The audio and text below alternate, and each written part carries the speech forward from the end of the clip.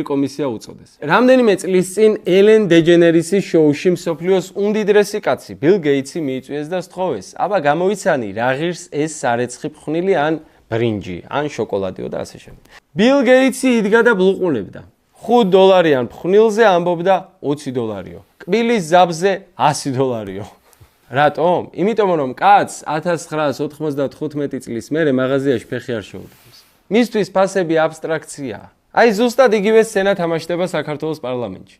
ოღონდ ბილ გეიტსის ნაცვლად ყავს შოთა ბერეკაშვილი, რომელმაც შარშან $1 მილიონი მარტო ტანსაცმელში დახარჯა. და ნინო წილოსანი, რომელმაც $500,000 აჩუქა ოჯახს. საბოლოოდ ამ ხალხმა იმუშავა ზუსტად 2 დღე.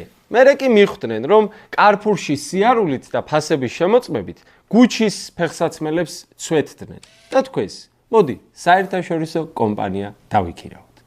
ანუ თვითონ ვერ არკვევენ ფასებს. მოუწევთ დაიქირავონ ვინმე ნიდერლანდელი, რომ ნავთლუღის ბაზარში იაროს. იმას ხო სჭირდება რაღაცა დრო დასაკვირვებლად. 1-6-7 თვე მაინც კვლევა აქვს გასაკეთებელი. ამასობაში ამოეწურება დანაზოგი.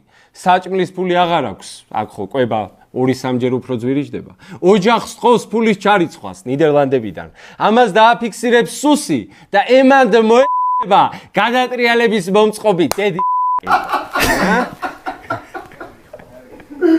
თუმცა უმადურები ნუ იქნებით მეგობრები. აკი გვამცნო კობახიძე მამაყად. ჩვენ კვერცხები 5%-ით შევამცირეთ.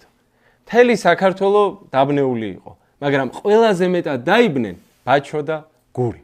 როგორც ამბობენ, თვის ბოლოს ეს ორი ვერ მიხვდა, რატომ ჩაერისხათ 5%-ით ნაკლები ხელფასი.